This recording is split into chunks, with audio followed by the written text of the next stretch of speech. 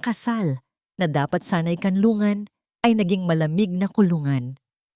Sa ilalim ng bubong ng mga Montefalco, ang bawat hininga ni Sabrina ay may katumbas na luhang kailangang itago. Ipinagkait sa kanya ang pagmamahal, ngunit hindi ang katotohanan. Isang gabi, isang lihim ang kanyang matutuklasan, isang lihim na sisira sa lahat, o magiging susi sa kanyang paglaya. Handa na ba siyang buksan ang pinto ng nakaraan? This marriage is a business deal, Marissa. Nothing more.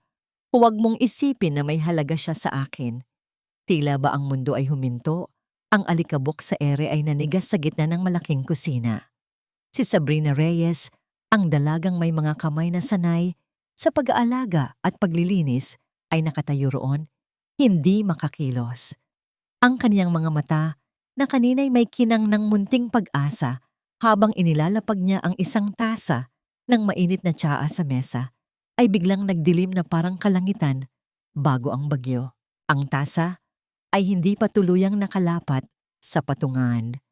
Nang marinig niya ang malamig at walang emosyong tinig ni Adrian Montefalco mula sa kabilang silid, tinig na nagpapatunay na ang bawat isa sa kanyang mga pangarap ay isa lamang bula na handa ng pumutok. Ang tasa ng tsaa na simbolo sana ng kanyang pagsisikap na maging isang mabuting asawa ay dahan-dahang gumewang sa kanyang kamay. Hindi ito bumagsak, hindi sumabog. Sa halip, ang kanyang mga daliri ay naging parang bato. Mahigpit na kinakapit ang porselana hanggang sa naramdaman niya ang kagat ng gilid nito sa kanyang palad.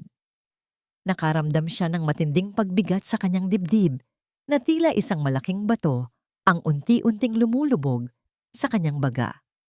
Ang hangin ay naging manipis at hindi na makapasok. Ang lahat ng tunog sa paligid, ang mahinang ugong ng refrigerator, ang malayong tunog ng trapiko sa labas, ay tila nagiging malabong agos ng tubig. Ang kaniyang lalamunan ay nanuyo, hindi makagawa ng kahit isang ingay upang itanggi o tanggapin ang narinig. Kailangan niyang gumalaw, kailangan niyang ayusin ang kalat na kanyang nalikha sa kanyang sariling isip. Sa isang iglap, lumabas si Adrian. Ang muka ay walang bahid ng anumang emosyon. Tinitigan lamang ang kanyang kamay na may hawak sa tasa. Hindi siya tumingin sa mga mata ni Sabrina. Ngunit bago pa man siya makapagsalita, isang mas matinding suntok ang dumating sa kanyang pandama. Ang kanyang personal na telepono ay kumislap. Isang mensahe mula kay Marco, ang kanyang kapatid. Nagbabasa siya ng mga salitang nakasulat sa Taglish, mga salitang nagbigay daan sa susunod na kabanata ng kanyang paghihirap. Sab, kailangan ko ng pera. Ngayon na. Malaking halaga. Kung hindi, lagot ako sa mga tao ni Tito Mike. Tulungan mo ako, ate. Ikaw na lang ang pag-asa ko. Nakatayo si Sabrina sa gitna ng malamig na kusina. Ang kamay na nakahawak sa tasa ay nanginginig na ngayon, hindi lamang dahil sa sakit ng tinig ni Adrian, kundi dahil sa bigat ng tawag ng kanyang dugo. Ang kasal na ito ay hindi lamang isang kasunduan sa pagitan niya at ni Adrian. Ito ay isang gintong kulungan na nagpapahirap sa kanya na panatilihing buhay ang kanyang pamilya. Ano ang mas mabigat na sumpa? Ang pagiging asawa ng isang lalaking hindi ka mahal o ang maging ina sa isang pamilyang walang katapusang humihingi? Ang malamig na pagkakita ni Adrian sa kanya ay tila hindi nagbago, kahit pa ang kanyang kamay ay may bahagyang sugat mula sa pagkakakapit sa tasa. Nang imulat niya ang kanyang bibig, ang bawat salita ay parang yelong bumagsak sa kanyang kaluluwa. Si Sabrina Reyes, na nanginginig ang tuhod sa pag-asang makakuha ng kahit kaunting awa, ay naglakas loob na ilahad ang mapait na katotohanan tungkol kay Marco. Sa halip na tugon, isang bundle ng pera, ang pinagsama-samang halaga na halos katumbas ng kanyang buong sahod sa loob ng 6 na buwan, ang lumipad sa ere at bumagsak sa paanan niya. Hindi ito inabot, kundi inihagis. Ito, mariin at seryosong sabi ni Adrian, Ang kanyang mga mata ay parang 2 piraso ng itim na yelo. At sana ito na ang huli. Huwag mong dalhin ang dumi ng pamilya mo sa pamamahay ko. Ang kasunduan natin ay tungkol sa reputasyon ng Montefalco, hindi sa utang mo sa mga sugarol. Ang bawat salita ay isang palaso na tumatama diretso sa kanyang puso. Ngunit ang pinakamasakit ay ang kawalan ng pagtatanong. Hindi siya tinanong kung ano ang nangyari. Hindi siya tinanong kung bakit hindi niya sinabi agad. Ang tanging mahalaga ay ang dumi na dala niya. Kinabukasan, hindi na niya isinuot ang magarbong damit na binili para sa kanya bilang asawa. Ang kanyang suot ay ang kanyang simpleng uniforme ng nurse na kanina lang ay mantsahan ng alak. Sa hapagkainan, naroon si Marisa, nakasuot ng mamahaling barot saya, at si Ginang Socorro Montefalco, ang ina ni Adrian, na may mukhang laging puno ng pagkadismaya. Nasaan ang magarbong damit na binili ko sa'yo, Sabrina? Tanong ni Ginang Socorro, ang boses ay matalas. Hindi mo ba alam ang ibig sabihin ng pakikisama sa isang pamilya na may pangalan? Ang ganda mo sana, pero ang pananamit mo, parang galing ka sa palengke. Si Marisa, nang ngumunguya ng prutas na may matamis na ngiti, ay agad sumabat. Huwag niyo na pong sisihin, tita. Baka naman mas komportable siya sa uniforme. Alam niyo naman, mahilig siyang mag-alaga ng mga tao. Piling niya siguro, nurse pa rin siya sa bahay na ito. Ang bawat salita nila ay may nakatagong kamandag. Si Marisa na may malawak na ngiti ay patuloy na nagkukwento tungkol sa isang lumang kaibigan na nagtatrabaho sa ospital. Isang kaibigan na may malalim na pag-unawa kay Adrian. Naalala ko pa, Tita Socorro, nung nagkasakit si Adrian noon sa ospital. Mahinang anya, habang dahan-dahang ipinupunas ang isang basag na butil ng bigas sa mesa, isang aksyon na nagpapakita ng pagkukunwari. Ang lalim ng pag-iisip niya. Alam niyo bang halos hindi siya makatulog dahil sa responsibilidad? Ako na lang ang nag-aalaga sa kanya. Nagpapakain, naglalagay ng malamig na bimpo sa noo niya. Ang bawat detalye ay idinisenyo upang ipaalala kay Adrian kung sino ang tunay na nauunawaan siya at kung sino si Sabrina, isang estranghero na pinilit na sumali sa kanilang buhay. Si Ginang Socorro ay huminga ng malalim, tiningnan si Sabrina na para bang isa itong insekto. Kaya ka nga ipinagkasundo kay Adrian, hindi ba? Para maging palamuti ka lang, hindi para maging boses sa bawat desisyon niya. Nasaan ang hiya mo? Si Adrian ay tahimik na kumakain ng kanyang isda. Ang kanyang ekspresyon ay walang emosyon, isang perpektong bloke ng marmol. Si Sabrina ay naghintay ng kahit isang salita, isang tingin na nagsasabing, tama na. Ngunit wala. Ang katahimikan ni Adrian ay isang malaking tarangkahan na naghihiwalay sa kanya sa lahat ng uri ng proteksyon. Para siyang pinapanood na kinukurot ng 2 matatalim na kamay. At ang taong dapat ay tagapagtanggol niya ay abalang nag-aayos ng kanyang kurbata. Nagpapanggap na walang naririnig. Ang hindi pagtanggol ni Adrian ay nagpapatunay sa sinabi ni Marisa. Siya ay walang halaga. Gayunpaman, may isang bagay na hindi nakita ang tatlo. Sa ilalim ng lamesa, kung saan nakatago ang kanyang mga kamay mula sa kanilang mga mata, mahigpit na kinuyom ni Sabrina ang kanyang kamao. Ang kanyang mga kuko ay lumubog sa kanyang palad. Hindi siya umiyak. Ang pagiging niya tahimik ay hindi nahiya. Ito ay naging lakas. Pinilit niyang lunukin ang bawat patak ng pasakit. Nang matapos kumain si Adrian, tumayo si Sabrina, nagbaw ng bahagya, isang kilos ng pagmamano na ipinilit niyang gawin at sinabing, tapos na po ako, magpapakabinbinhi na po ako sa ospital. Ang kanyang boses ay mahina, ngunit matatag, at tumalikod siya bago pa sila makapagbigay ng anumang lason na sagot. Nang papunta siya sa pintuan, halos mabangga niya si Aling Elena, ang matandang kasambahay. Hindi nagsalita si Aling Elena. Tanging ang kanyang mga mata lamang ang nagpahayag ng pag-unawa, at dahan-dahan niyang inabot ang isang baso ng malamig na tubig kay Sabrina. Kasabay nito ay isang napakahinang pagtapik sa balikat. Walang salita. Ngunit ito ang pinakamainit na yakap na naramdaman ni Sabrina sa buong bahay na yon. Nang halos makalabas na ng pinto, nagmamadali si Marisa na sundan siya. Sa kanyang pagmamadali, sinadya niyang itulak ang isang vase na nasa mesa. Ngunit hindi ang pagbagsak ang pumigil kay Sabrina. Ang pumigil sa kanya ay ang pagtingin ni Marisa sa kanya. Hindi mayabang, kundi may kakaibang tagumpay sa mga mata. Sinadya niyang kunin ang uniforme ng nurse na nakasampay sa upuan at sa isang iglap ng kasamaan, ibinuhos niya ang laman ng pulang bote ng alak sa ibabaw nito. Ang pula ay kumalat, parang dugo sa puting tela. "Oh, I am so sorry, Sabrina," sabi ni Marisa. Ang boses ay kasing tamis ng pulot, ngunit may talim ng bubog. "Baka hindi ka na makakapasok niyan. Sayang naman ang pag-aaral mo, hindi ba? Ang hirap pa naman humanap ng trabaho ngayon." Nakatayo si Sabrina. Ang uniforme niya ay binabad na sa alak. Ang puso niya ay isang malaking sugat. Ang pagkawala ng trabaho ay katumbas ng gutom ng kanyang ina at utang ng kanyang kapatid. Ang tindi ng pagkapahiya sa umaga ay halos maging pisikal na sakit. Ngunit nang makita ni Sabrina ang pulang mantsa sa kanyang uniforme, hindi ang galit ang unang sumibol, kundi ang takot para sa kinabukasan. Ang trabahong ito ang kanilang tanging pag-asa. Sa kanyang pag-aalinlangan kung paano makakarating sa ospital, narinig niya ang mahinang paghinga ni Aling Elena sa labas ng kanyang silid.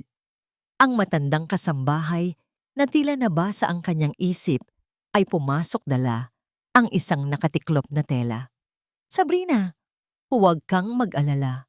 Ang mga damit na ito ay luma na, mula pa noong dalaga ako," sabi ni Aling Elena. Ang tinig ay halos bulong lamang. "Pero tandaan mo, ang mahalaga ay ang may puso kang ginagawa mo.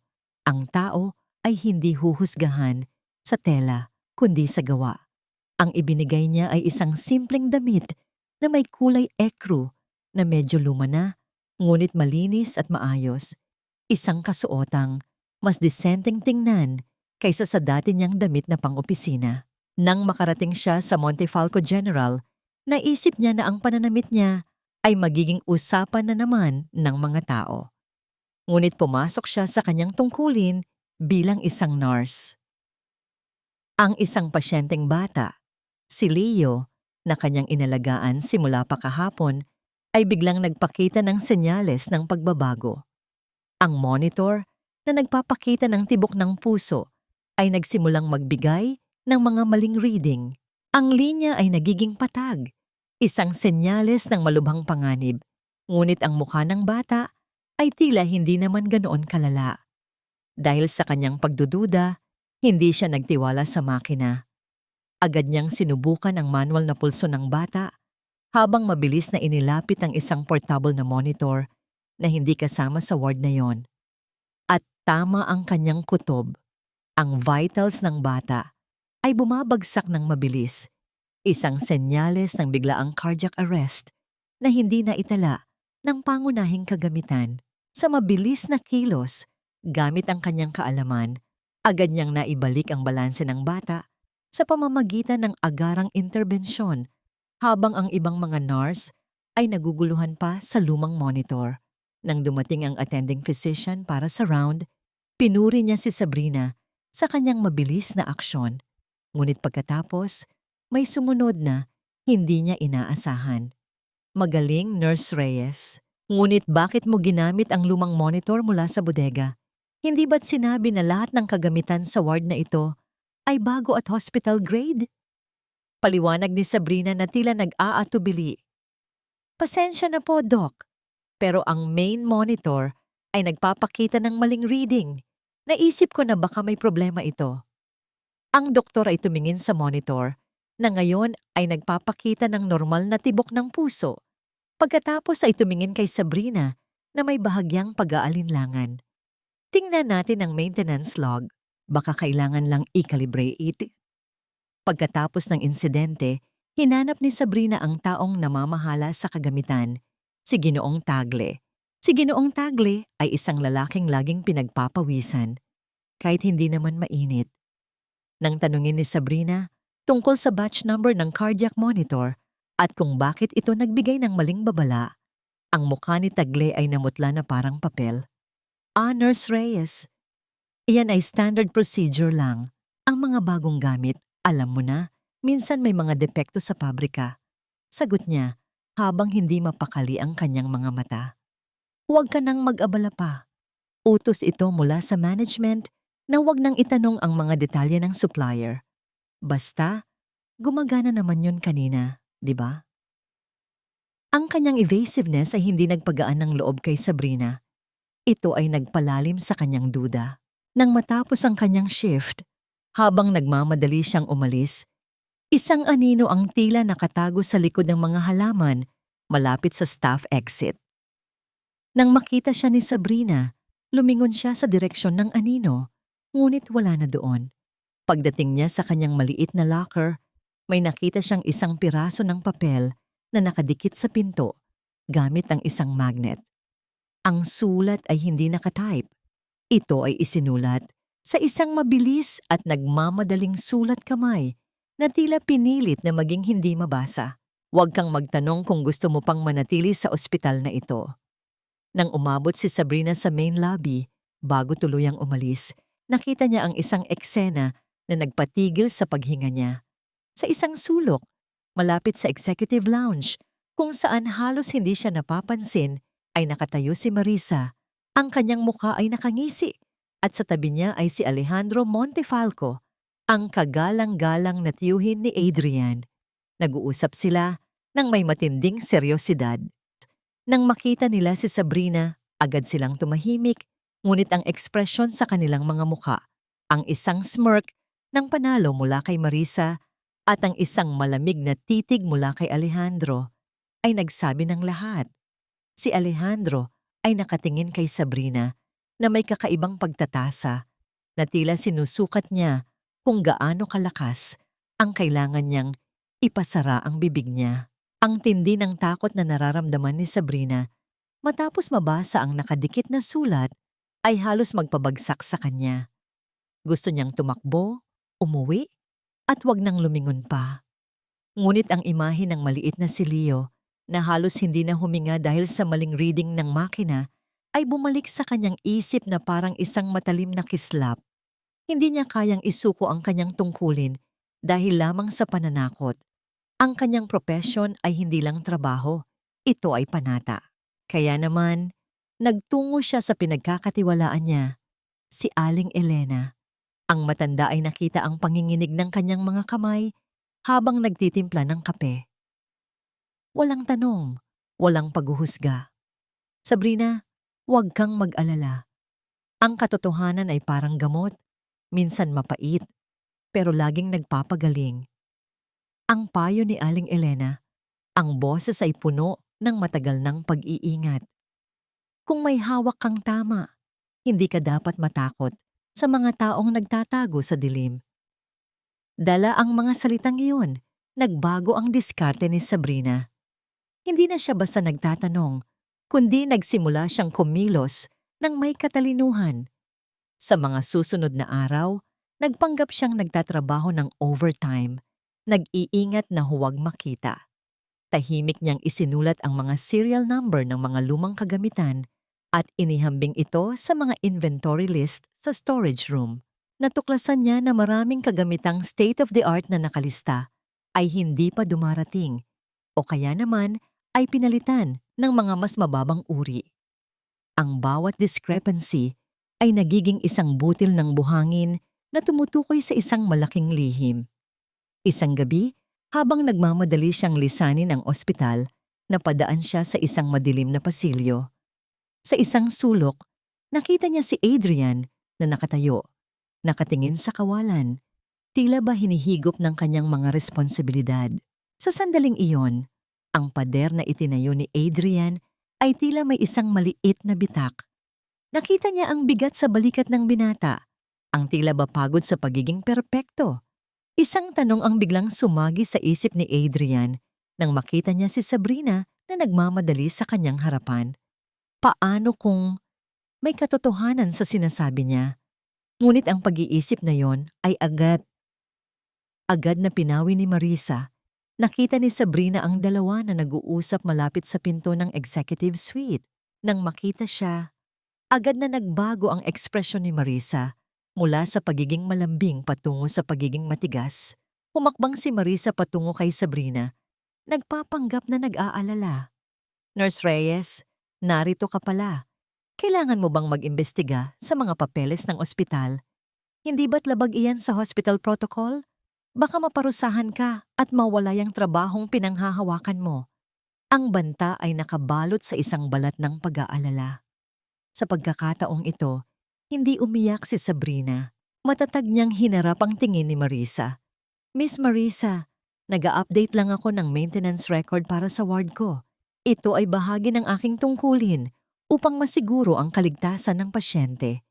Ang protocol na nagliligtas buhay ay hindi kailanman magiging labag sa alituntunin. Ang sagot na batay sa profesionalismo ay nagpatikom sa bibig ni Marisa, ngunit ang panalo sa mata ni Sabrina ay panandalian lamang. Nang matapos ang araw, naramdaman ni Sabrina na may sumusunod sa kanya. Hindi ito isang tao, kundi isang pakiramdam. Ang pakiramdam na hindi siya nag-iisa sa kanyang pagtuklas. Hindi nagtagal at dumating ang araw na hindi maiiwasan ni Marisa ang kanyang kasamaan. Sa isang shift, kung saan inaasahang mabigat ang daloy ng pasyente, nagpasya siyang gumawa ng isang mapanganib na hakbang upang tuluyang maitaboy si Sabrina. Nang ipasok sa ward ang isang matandang pasyente na may komplikasyon sa puso, mabilis na inihanda ni Sabrina ang kanyang mga gamot ayon sa chart. Ngunit habang inilalabas niya ang mga vial, napansin niya ang isang hindi tugma sa nakasulat sa chart kumpara sa dose na dapat ibigay. Ang nakasulat ay humihingi ng isang dosage na labis na mataas, sapat upang magdulot ng malalang pinsala. Bago pa man siya makapagtanong, si Marisa ang biglang lumitaw. May dalang mga papel na tila galing sa opisina. Nurse Reyes, may urgent update ako mula sa billing department. Mabilis na sabi ni Marisa, habang ang kanyang kamay ay bahagyang nagtutulak sa chart palapit kay Sabrina. Dito nakasulat ang bagong protocol para sa mga pasyenteng may high-risk insurance, pakisunod agad. Halos hindi makahinga si Sabrina sa pagkabigla. Kung susundin niya ang nakasulat sa papel na dala ni Marisa, tiyak na makakasama ito sa pasyente. Ang kanyang profesional na panunumpa ay sumigaw sa kanyang isipan. Sa halip na sundin ang papel, hinawakan niya ang chart na may orihinal na order mula sa doktor. Miss Marisa, humihingi po ako ng paumanhin. Ngunit ang order na ito ay hindi tugma sa initial diagnosis at sa vitals ng pasyente. Kailangan ko munang i-verify ito sa attending physician. Kalmado niyang sagot, hindi man lang tumitingin sa papel na hawak ni Marisa. Nang sumigaw si Marisa, wala kang karapatang magtanong. Ikaw ay isang nurse lamang. Biglang may tumilapon na anino sa pinto. Si Adrian. Narating niya ang lugar dahil sa isang emergency alert tungkol sa patient load. Ngunit ang unang nakita niya ay ang pagtatalo. Nang makita ni Adrian ang pagbabago ng kulay ng mukha ni Marisa at ang matatag na paninindigan ni Sabrina, may kakaibang kirot siyang naramdaman. Si Sabrina ay hindi nagpapatira pa, hindi umiiyak. Itinatanggol niya ang isang prinsipyo. Ano ang nangyayari dito? Tanong ni Adrian. Ang boses ay may bakas ng awtoridad na hindi niya inaasahan. Doon sa harap ni Adrian, nag-umpisa ang isang iglap na pagbagsak ng maskara ni Marisa. Sa halip na ipaliwanag ang protocol, nagalit siya at naghahanap ng ibang butas. Adrian, tingnan mo ang babaeng ito. Pinagdududahan niya ang order mo. Ayaw niyang sumunod sa utos ko. Ngunit si Adrian, sa pagkakataong ito, ay hindi basta naniwala. Ang paraan ng pagtatanggol ni Sabrina sa pasyente ay masyadong makatwiran. Tiningnan niya ang chart at ang papel ni Marisa. Pagkatapos, tinitigan niya si Marisa na may lamig na hindi pa niya nagawa noon. Marisa, ang papel na dala mo ay hindi official na order. Sino ang nagbigay nito sa'yo? Nagsimulang maging magulo ang mga salita ni Marisa. Naghalo ang pagmamakaawa at galit. Adrian, hindi mo ba ako mapagkakatiwalaan? Ako ang minahal mo. Hindi ito ang sandali ng pag-amin, kundi ang sandali ng pagpili. Tumingin si Adrian kay Sabrina, na tahimik na nag-aayos ng IV drip para sa pasyente. Inilalayo ang sarili sa gulo. Ang kanyang pagiging tahimik, ang kanyang pagtuon sa pasyente ay nagsalita ng higit pa sa anumang pagtatanggol. Nang gabing iyon, pag-uwi, narinig ni Adrian ang usapan ng kanyang ina at ni Marisa sa sala. Narinig niya ang mga salitang nagpapatunay sa lahat ng kanyang pagdududa. Akala niya matalino siya. Isang pagkakamali pa, kahit gaano kaliit. Mapapatalsik na ang basurerang yon, tawa ni Marisa. Walang sinabi si Adrian. Ang nararamdaman niya ay hindi galit, kundi isang mabigat na pagkabigo. Hindi lamang kay Marisa, kundi sa kanyang sariling paghuhusga. Ang bigat ng katotohanang narinig mula sa sala ay tila mas mabigat pa sa lahat ng responsibilidad sa ospital. Ang pagdududa kay Marisa ay hindi pa isang pagpili, kundi isang pag-amin sa sarili na ang deal na ito ay maaaring hindi naganap na makatwiran. Subalit, ang mas matinding dagok ay ang tawag na natanggap ni Sabrina.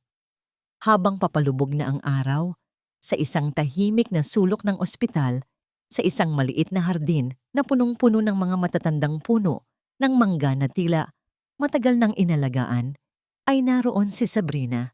Hindi na niya kayang lunukin ang pagod. Ang kanyang ina ay tumawag. Hindi nagtanong kung kumusta siya, kundi nagbigay ng emosyonal na blackmail. Si Marco, ang kanyang kapatid, ay nagkaroon ng matinding problema dahil sa sugal at kailangan niya ng pera. Ngayon na. O siya ang sisisihin sa kung anumang mangyari dito. Ang kanyang mga luha ay tahimik na tumutulo, hindi dahil sa kirot ng sampal ni Marisa, kundi dahil sa paulit-ulit na pagpapahirap ng sarili niyang dugo. Hindi niya namalayan na may isang anino na nakatayo sa ilalim ng pinakamalaking puno ng mangga. Si Adrian. Napilitan siyang lumabas dahil sa kailangan niyang huminga ng sariwang hangin matapos marinig ang bulungan. Ang kanyang mga mata ay nakatutok sa malayo, habang ang kanyang isip ay naglalaro sa pagitan ng kanyang tungkulin kay Alejandro at sa lumalaking pagkamuhi niya sa mga pekeng mukha sa kanyang bahay. Nang mapansin ni Sabrina ang presensya ni Adrian, mabilis siyang pumunas ng mga luha, nagtangkang itago ang kanyang kahinaan, ngunit masyado nang huli. May problema ba? Tanong ni Adrian. Ang kanyang boses ay hindi ang malamig na boses ng general, kundi isang mas malumanay na tono na bihirang marinig. Ang tanong na yon, dahil sa pagiging direkta at totoo, ay nagpabagsak sa huling linya ng depensa ni Sabrina. Hindi niya nais ipaliwanag ang tungkol sa sugal. Ang tanging lumabas sa kanyang bibig ay ang kanyang matinding pagod. Nakakapagod lang paminsan ang maging ina sa sarili mong ina. Ang mga salitang iyon ay tila isang susi na nagbukas ng isang lumang kandado sa loob ni Adrian. Ang kanyang mga mata ay kumislap at sa isang sandali, ang lahat ng pagmamataas at pagiging CEO ay nawala. Alam ko ang pakiramdam ng may pasanin para sa pamilya. Tugon niya, ang tinig ay halos hindi marinig. Ang bigat ng pangalan Sabrina, ang bigat ng legacy. Sa sandaling iyon, hindi na sila ang employer at employee, hindi na husband at wife sa kontrata. Sila ay dalawang kaluluwang parehong nabibigatan ng utang na loob at obligasyon. Ang pag-unawa na ito, ang pagkilala sa kapapaghihirap, ay isang malalim at hindi inaasahang koneksyon. Ito ang kauna-unahang pagkakataon na tiningnan ni Adrian si Sabrina bilang isang tao, hindi bilang isang transaksyon. Pagkatapos ng ilang sandali ng katahimikan, bago tuluyang bumalik sa kanilang mga tungkulin, tinitigan ni Adrian ang kanyang asawa sa mata. Mag-ingat ka, Sabrina. Ito ay isang simpleng Tagalog na utos, ngunit sa labi ni Adrian, ito ay nangangahulugang proteksyon, isang pangako. Nang gabing iyon, habang inilalabas ni Sabrina ang mga gamit na ipinadala ng kanyang ina, may isang bagay na lumabas sa ilalim ng mga lumang damit. Isang maliit na kahon na gawa sa kahoy, halos kasing laki ng palad niya, na may nakakabit na maliliit na metal na palamuti. Ito ay ang music box na minamahal ng kanyang yumaong ina. Isang bagay na matagal na niyang inakala na nawala o naibenta na. Mayroon itong isang maliit na kandado, walang susi. Ang pagdating ng maliit na kahon na gawa sa kahoy ay nagbigay ng kakaibang init sa malamig na mundo ni Sabrina. Ang music box na yon ay simbolo ng huling bahagi ng kanyang ina na hindi pa niya lubos na nauunawaan. Hindi ito bumukas at ang kandadong tila simple ay nagpapahiwatig na mayroong isang bagay na sadyang itinatago. Sa kanyang pag-iisip, naaalala niya ang mga kwento ng kanyang ina noong bata pa siya, mga kwentong tungkol sa mga tao sa ospital na nagtatanggol sa mga mahihirap. Naalala rin niya ang isang lumang kaibigan ng ina, isang matandang nurse na nagretiro na maaring may alam. Gamit ang kaunting impormasyon na mayroon siya, ginamit ni Sabrina ang kanyang network sa mga lumang kakilala. Samantala, si Adrian ay hindi rin mapakali. Ang moment sa hardin ay nag-iwan sa kanya ng isang pakiramdam ng pagkalito. Ang pagpili niyang manahimik ng saktan si Sabrina ay tila mas masakit ngayon na nakita niya ang pagod sa mga mata nito. Ang pagdududa niya kay Marisa ay lalong lumalim matapos niyang muling balikan ang mga nakita niya noong nagtatalo ang dalawa. Sa isa sa kanyang pag-iikot sa lumang archive ng ospital, naghahanap ng mga financial records na matagal nang hindi nakikita. Isang lihim na paghahanap na sinimulan niya matapos ang issue ni Marisa. Nakita niya ang isang lumang folder na may label na Personnel Files, 1,978. Sa loob, nakakita siya ng mga lumang litrato ng mga nurse na nagtapos at sa isang gilid, nakita niya ang mukha ng kanyang yumaong ama na nakatayo sa tabi ng isang batang babae na may suot na uniforme. Ang babae ay walang iba kundi ang kasalukuyang yumaong ina ni Sabrina na noon ay Nurse Elena Reyes. Ang kanyang ama ay nakangiti. Hawak ang kamay nito sa isang formal na pagkilala sa pagtatapos ng serbisyo. Ngunit ang nakasulat sa ilalim ng larawan ang nagpatigil sa kanyang paghinga. Elena Reyes, Retirement Transfer Request, denied by A. Montefalco. Si Alejandro ang nag-deny sa paglilipat ng ina ni Sabrina. Bakit? Kung ang ina ni Sabrina ay nagretiro noon, bakit siya nagtatrabaho pa rin sa ospital sa isang mas mababang posisyon matapos ang maraming taon? At bakit tila kinakailangan ni Sabrina na maging hostage sa kasal na ito? Ang kawalan ng lohika ay nagsimulang maging isang nakakatakot na pattern. Nang gabing iyon, habang naglalakad si Adrian sa kanyang silid-tulugan, nakita niya si Sabrina na nakaupo sa tabi ng bintana. Hawak ang kahon na kahoy. Hindi niya ito tinanong. Sa halip ang kanyang isip ay nasa litrato. Sabrina, tawag niya. Ang tinig ay mababa. Noong bata pa ang nanay mo, kilala niya ba si Tito Alejandro? Napatigil si Sabrina sa paghawak sa kahon. Ang kanyang mga mata ay nagpakita ng isang halo ng takot at pagtataka. Ang tanong ay tila walang kaugnayan, ngunit ang pagkakabigkas nito ay nagpahiwatig ng isang bagay na mas malalim. Opo, sir, sagot ni Sabrina. Ang kanyang puso ay kumabog. Sabi nila, magkatrabaho sila sa ospital noon. Pero bakit niyo po naitanong? Si Adrian ay tumingin sa malayo, sa refleksyon ng sarili niya sa salamin. Nakikita niya ang sarili niyang kawalan ng kaalaman tungkol sa nakaraan ng kanyang sariling pamilya. Ang pagtanggi sa pag-alis ng ina ni Sabrina noon ay hindi aksidente. Ang tanong ni Adrian ay parang isang malaking bato na bumagsak sa tahimik na tubig ng misteryo. Ang pag-uugnay ng kanyang tiyuhin sa ina ni Sabrina, kahit sa isang maliit na issue ng pagtanggi sa transfer request, ay sapat na upang magtanim ng malalim na binhi ng pagdududa sa isip ni Adrian. Sa ospital, hindi na mapakali si Sabrina. Sa tulong ng isang lumang kaibigan ng kanyang ina, na nagtatrabaho sa records department ng isang mas maliit na klinika, nakakuha siya ng kaunting impormasyon tungkol sa mga lumang patient files na maaaring konektado sa kanyang ina. Ang kaibigan ay nagbigay sa kanya ng isang lumang ledger na tila hindi na sinuri sa loob ng maraming taon. Pag-uwi, agad niyang sinimulan ang pagtingin sa kahon. Napansin niya na ang kandado ay hindi isang ordinaryong susi, kundi isang combination lock na may 4 na digit. Walang susi, walang number. Sa kanyang pagkabigo, kinuha niya ang kahon at dahan-dahang inikot ang mga digit. Pagkatapos ng ilang pagsubok ng mga petsa ng kaarawan, napansin niya ang isang bahagyang scratch sa kahoy sa paligid ng mga numero 07 at 98. Dahil sa alam niya mula sa litrato ni Adrian, agad niyang sinubukan ang petsang yon. 0778. Ang lock ay umikot ng may kaunting pag-aalinlangan at saka isang malambot, halos hindi marinig na click. Ang kahon ay bumukas. Sa loob, hindi ito puno ng alahas o pera. Ito ay naglalaman lamang ng isang maliit, kupas na litrato at isang cassette tape. Ang litrato ay kuha sa isang ospital, ang Montefalco General, ngunit mas luma ang disenyo ng gusali.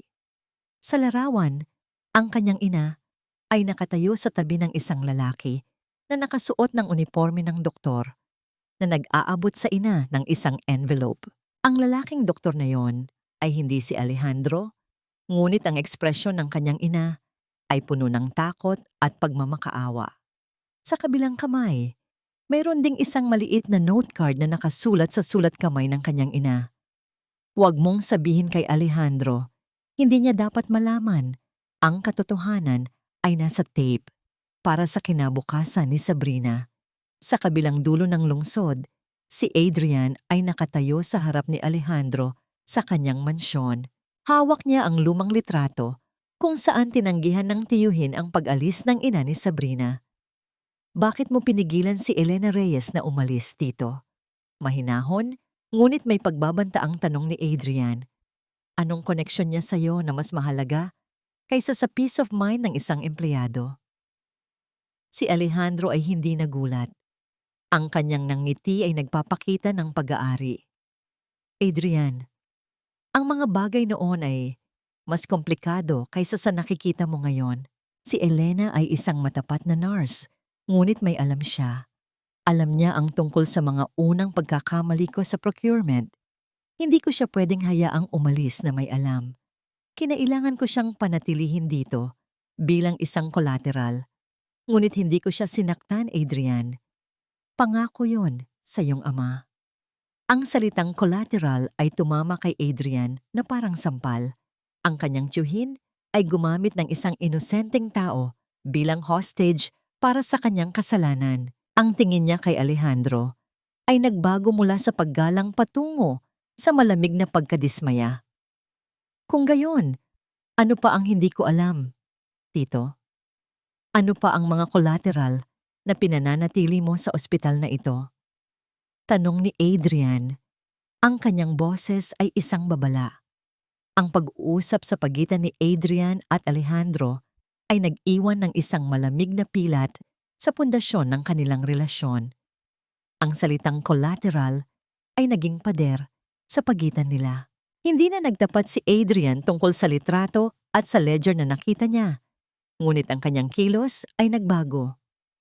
Naging mas formal siya, mas malayuan. Ang tiwala ay isang kristal na ngayon ay may mga lamat. Sa kabilang banda, si Sabrina ay may hawak na isang bagong sandata, ang lumang cassette tape. Ngunit paano niya ito mapapatunayan? At higit sa lahat, paano niya ito mapapakinggan nang hindi napapansin ng mga mata ni Marisa o ng mga tauhan ni Alejandro? Ang pag-iingat ay naging pangalan ng laro. Isang araw, nang makita ni Adrian si Sabrina na tila nalulumbay habang naglalakad sa isang madilim na pasilyo, naglakas loob siyang lumapit. Hindi na siya nagtanong tungkol sa kanyang pamilya, kundi sa kanyang trabaho. Nurse Reyes, simula niya, ang boses ay kalmado ngunit may diin. May naisip akong paraan para masuri natin ang mga financial reports na yon. Kailangan ko ng kopya ng lahat ng inventory reports mula noong huling 3 taon. Ibigay mo sa akin ang mga ito sa aking pribadong drive sa labas ng ospital. Hindi mo kailangang banggitin ito kanino man. Ang mga mata ni Sabrina ay nanlaki sa pagtataka at pagkatapos ay sa pag-asa. Ito ang unang beses na nagbigay siya ng isang direktang utos na tila pabor sa kanyang investigasyon. Sir, mayroon po akong mga kopya ng ilan, pero nakatago po yon. Kung mahuli po nila ako, huwag kang mag-alala. Putol ni Adrian. Ako ang magiging alibay mo. Kung may magtanong, sabihin mo ay inutusan kita para sa isang internal audit na hindi pa opisyal. Ang kanyang mukha ay matigas, ngunit ang kanyang mga mata ay nagsasabing, ako na ang bahala. Ang pagkakaisa na ito ay nagdulot ng isang bagong uri ng pag-asa kay Sabrina, ngunit nagbigay din ito ng pagkakataon para sa mas matinding pag-atake. Si Marisa na nakaramdam ng lamig mula kay Adrian at ng kakaibang sigla sa pagitan ng dalawa, ay nagdesisyong gumawa ng isang hakbang na hindi na maibabalik. Nalaman niya na ang kaibigan ni Sabrina ay nagbigay ng lumang ledger.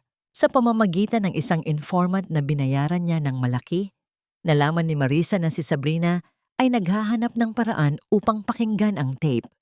Alam niya na ang tape ay maaaring maglaman ng isang bagay na mag-uugnay sa ina ni Sabrina at kay Alejandro. Ang huling hakbang ni Marisa ay brutal. Natuntun niya ang bahay ng lumang kaibigan ni Sabrina at sa Madamom. At sa isang gabi, sinunog niya ang bahay na iyon. Isang aksidenteng sunog dahil sa isang sirang kable ng kuryente. Ang mensahe ay malinaw. Huwag kang maghanap ng mga lihim dahil ang mga taong malapit sa iyo ang magdurusa. Nabalitaan ni Sabrina ang balita sa ospital. Ang takot ay bumalik. Mas masahol pa kaysa dati. Hindi na lang ang kanyang trabaho ang nasa panganib, kundi ang buhay ng mga taong nagtangkang tumulong sa kanya. Ang balita tungkol sa sunog at sa nakakatakot na hit and run ay nagpadala ng panginginig sa buong pagkatao ni Sabrina. Ang takot ay hindi na lamang tungkol sa kanyang trabaho, kundi tungkol sa pagganti ng mga taong handang gumawa ng anumang bagay para maitago ang kanilang mga kasalanan. Ang kanyang kamay ay nanginginig habang hinahawakan niya ang cassette tape na natagpuan niya sa kahon. Kailangan na nilang pakinggan ito.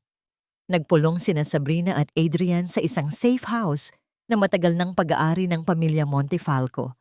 Isang lumang kondo na puno ng alikabok. Isang lugar kung saan alam nilang walang makakarinig sa kanila. Nagdala si Adrian ng isang lumang cassette player mula sa kanyang opisina. Handa ka na ba? Tanong ni Adrian. Ang kanyang tinig ay puno ng bigat. Hindi na ito ang tinig ng boss, kundi ng isang taong handang lumaban sa sarili niyang dugo. Kailangan nating malaman, Adrian, sagot ni Sabrina. Para matapos na ito, para sa ina ko. Nang ipasok ang tape at pindutin ang play, ang unang narinig ay static. Pagkatapos ay isang malinaw na boses ng kanyang ina, puno ng takot, ngunit determinado. Para sa sino mang makikinig nito, lalo na sa'yo, aking Sabrina. Ako si Elena Reyes. Ang nangyayari rito sa Montefalco ay hindi lamang tungkol sa pera. Si Alejandro, ang iyong tito Alejandro, ay hindi lang magnanakaw. Ang aksidente ko noon, hindi yun aksidente. Natuklasan ko na ginagamit niya ang mga lumang kagamitan para sa mga pasyenteng walang pamilya, ang mga walang boses. Pilit niyang tinatakpan ang lahat. Ang doktor na kasama ko sa litrato, si Dr. Ramos, ay gusto akong tulungan, ngunit pinigilan siya ni Alejandro. Sinaktan nila si Dr. Ramos at alam kong susunod ako. Ang tinig ay biglang naging pabulong, puno ng matinding desperasyon. Sabrina, mag-iingat ka. Ang tunay na kalaban ay hindi ang mga magnanakaw na may pera, kundi ang mga taong nagtatago sa likod ng pagmamahal at dangal. Ang susi sa lahat ay nasa Ang tape ay biglang naputol. Pinalitan ng isang malakas na kalabog na sinundan ng tahimik na tunog ng isang kotse na umaalis ng mabilis. "Makinig ka!" Sigaw ni Adrian na tumalon. Narinig niya ang pamilyar na tunog ng makina na ginagamit ng driver ni Alejandro. Agad silang nagtungo sa ospital. Sa pamamagitan ng security feed na binuksan ni Adrian sa kanyang telepono, nakita nila ang isang van na may logo ng isang medical supplier na naglalabas ng mga kahon mula sa isang hindi ginagamit na supply room sa lumang wing ng ospital, ang lugar na binanggit ng ina ni Sabrina. Nang dumating sila sa lugar, sila ay huli na, ngunit hindi sila umalis ng walang ebidensya. Sa pagmamadali ng pag-alis, may naiwan na isang folder na hindi na isara ng maayos ni Alejandro. Sa loob nito, ang original purchase order na binanggit ni Elena, kasama ang isang receipt na nagpapatunay na ang pera ay direktang napunta sa personal accounts ni Alejandro at hindi sa ospital. Sa oras ding iyon, ipinatawag ni Adrian si Marisa at Alejandro sa kanyang opisina. Kunwari ay para sa isang emergency board meeting. Nang dumating sila, hindi na ang mga board members ang naroon, kundi si Sabrina na nakatayo sa tabi ni Adrian, hawak ang folder at ang cassette tape. "Tito," simula ni Adrian, ang kanyang tinig ay hindi na malambot. "Hindi na tayo magpapanggap. Alam ko ang tungkol sa mga inventory, tungkol kay Elena Reyes, at alam ko ang tungkol sa purchase order na ito." Inihagis niya ang folder sa mesa. Si Marisa ay namutla, habang si Alejandro ay nanatiling kalmado. Isang ngiti ng pagkatalo ang lumabas. "Adrian, anak, nagkakamali ka. Ito ay isang malaking pag-aakala." "Hindi na kailangan ng pag-aakala," putol ni Sabrina. Ang kanyang boses ay malinaw at malakas. Tinatakpan ng lahat ng takot na naramdaman niya. "Ina ko ang sinira mo para protektahan ang iyong kasakiman. Ngayon, harapin mo ang katarungan. Hindi lang ito tungkol sa ospital. Ito ay tungkol sa kamatayan." Ang pagkahulog ng folder sa mesa ay hindi lamang tunog ng papel. Ito ay ang tunog ng pagguho ng isang imperyo na itinayo sa kasinungalingan. Si Alejandro Montefalco, na tila hindi natitinag, ay nagbigay ng isang mapanganib na ngiti. Isang nangiti na pamilyar kay Sabrina. Ang ngiti ng isang taong nagtatago ng matinding kapangyarihan. "Adrian, anak," mahinang sabi ni Alejandro. Ang tinig ay puno ng pilit na pagkaama. "Hindi mo naiintindihan ang bigat ng mga bagay. Ang pera ay para sa proteksyon. Ang lahat ng ito ay para sa pamilya. Para sa pangalan ng iyong ama." Si Marisa, nakita na ang kanilang pagtatapos ay nakasabit sa isang manipis na sinulid, ay sumugod kay Sabrina. Hindi na siya nagkunwari. Ang kanyang mukha ay naging isang maskara ng purong galit at pagka-insecure. Ikaw ang nagdala ng sumpa sa bahay na ito." Sigaw ni Marisa. Ang kanyang boses ay tumatalbog sa loob ng silid. "Ikaw na galing sa putik ay iniisip mong kaya mong agawin ang lahat sa akin? Ang asawa ko, ang posisyon ko. Wala kang alam sa buhay kundi ang mamigay ng kape at magpakatanga." Si Sabrina ay nanatiling kalmado. Ang kanyang pagtitiis ay naubos na. Ang kanyang mga mata, na dati ay puno ng takot, ay ngayon ay matatag na nakatingin kay Marisa. "Wala akong ninanais na agawin sa iyo, Marisa. Ang tanging gusto ko ay ang katahimikan at hustisya. Hindi mo kailangang magnakaw para magkaroon ng halaga. Hindi tulad ng iba na kailangang gumamit ng lalaki para lang makasiguro sa kanilang lugar." Nang haplosin ni Marisa ang kanyang muka, isang pagtatangka na sampalin si Sabrina, ngunit ang kamay niya ay nahuli sa ere. Si Adrian, na hindi inaasahan, ay humarang sa pagitan nila. Ang kanyang galaw ay mabilis, protektado, hindi para kay Marisa, kundi para kay Sabrina. "Huwag mo siyang gagalawin, Marisa," utos ni Adrian. Ang kanyang tinig ay may awtoridad na hindi pa niya nagamit para kay Sabrina noon. ang laro mo ay tapos na. Hindi lang ito tungkol sa negosyo. Ito ay tungkol sa pananakit sa mga inosente. Pagkatapos ay lumingon siya kay Alejandro. Ang sakit ay makikita sa kanyang mga mata. Tito, sa loob ng maraming taon, ikaw ang nagturo sa akin tungkol sa dangal. Ngayon, ipinapakita mo sa akin ang tunay na kahulugan ng kahihiyan. Ang paggamit kay Elena bilang collateral. Hindi iyon ang paraan ng aking ama. Si Alejandro, na nakita ang pagkatalo sa kanyang mga mata, ay nagbigay ng huling atake. Kung lalabas ito, Adrian, ang reputasyon ng ospital ay masisira. Lahat tayo ay babagsak.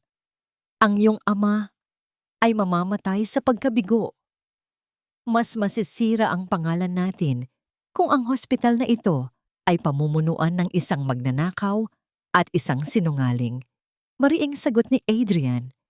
Agad siyang tumawag sa legal department at sa mga miyembro ng board na pinagkakatiwalaan niya.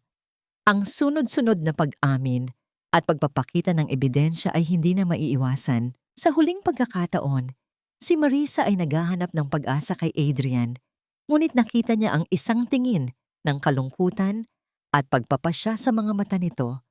Si Adrian ay tumingin kay Sabrina. Hindi siya nagbigay ng mga salita ng pag-ibig, ngunit ang kanyang kilos ay sapat na. Siya ay tumayo sa tabi ni Sabrina, hindi bilang kanyang asawa sa kontrata, kundi bilang kanyang partner. Nang ang pulisya ay dumating para isama sina Alejandro at Marisa, tinitigan ni Sabrina ang kanyang tiyuhin at ang dating karibal. At sa wakas, naramdaman niya ang isang bagay na matagal nang nawala. Kapayapaan. Ang paghihiganti ay hindi ang kailangan niya. Ang paglaya mula sa kanilang impluensya ang pinakamalaking gantimpala. Ang pagkalas sa kadena ng kasinungalingan ay hindi nagdala ng agarang kagalakan, kundi isang malalim na katahimikan. Ang katahimikan ng isang lupang nabago ng bagyo, ngunit handa nang magtanim muli. Ilang buwan na ang lumipas mula nang maharap sa batas ang mga Montefalco at Marisa. Ang Benvian Montefalco ay sumailalim sa isang matinding restructuring, isang proseso ng paglilinis na ginabayan ni Adrian at ng isang bagong chief nursing officer na hinikayat niyang bumalik, si Sabrina Reyes. Ang pagpapatawad ay hindi isang biglaang pangyayari. Ito ay isang dahan-dahang pagpapalaya. Para kay Sabrina, ang pagpatawad kay Alejandro ay dumating nang makita niya ang balita ng pagkakasakit nito sa bilangguan. Isang karamdaman na tila nagpapabigat sa kanyang edad. Hindi siya nagdarasal para sa kanyang kapahamakan, kundi para sa kapayapaan ng kanyang sariling kaluluwa. Pinatawad niya ang taong nagdulot ng sakit, hindi ang pagkakasala. Ang tunay na pagpapatawad ay nang makita niya ang kanyang ina na nakapag-ayos na sa isang mas tahimik na pamumuhay na nagpapatawad na sa kanyang sarili sa matagal na pagtitiis. Twice may pa siya pagpapatawad na nagbigay daan sa paglaya. Ang kapayapaan ay hindi matatagpuan sa malalaking mansyon o sa pag-abot sa tuktok ng isang korporasyon, kundi sa maliit na mga sandali. Para kay Adrian, ang kapayapaan ay dumating nang makita niya ang kanyang sarili na nagbabasa ng mga report ng walang kasamang takot na may nagtatago ng katotohanan. Ang kanyang relasyon kay Sabrina ay hindi na nakabatay sa pagmamadali o chemistry, kundi sa isang malalim na paggalang at pangunawa sa mga kahinaan ng bawat isa. Sa isang tahimik na umaga, habang sila ay nag-aalmusal sa kanilang bagong, mas maliit na bahay, isang lugar na pinili ni Sabrina, sinabi ni Adrian, "Maraming salamat sa pagpilit sa akin na makita ang katotohanan, Sabrina. Hindi ko na kailangang maging perpekto para mahalin kita." At sa sandaling iyon, ang kapayapaan ay dumating. Ang pinakamalaking aral na naiwan ay ito: ang utang na loob ay hindi dapat maging tanikala na humahadlang sa paghahanap ng katarungan o sa pagmamahal sa sarili. Ang pagtitiis ay may hangganan, at ang pinakamalaking lakas ay hindi nagmumula sa pagkontrol, kundi sa tapang na harapin ang katotohanan, gaano man ito kasakit. Para sa mga manonood, ang kwento ay nagbigay ng pag-asa na kahit ang isang kasal na sinimulan sa kasinungalingan at pagdurusa ay maaring maging isang matibay na pundasyon para sa isang pag-ibig na tunay at nakapagpapagaling. Ang pagtatapos ay isang simpleng kasal, ngunit puno ng tunay na emosyon. Hindi ito tungkol sa pagwawagi laban sa kasamaan, kundi tungkol sa pagtanggap sa isa't isa ng buo. Sa huling tanawin, habang naglalakad sila sa gitna ng mga dating kasamahan at ng mga tapat na kaibigan tulad ni Aling Elena, nakita ni Adrian ang matinding pagmamahal sa mga mata ni Sabrina.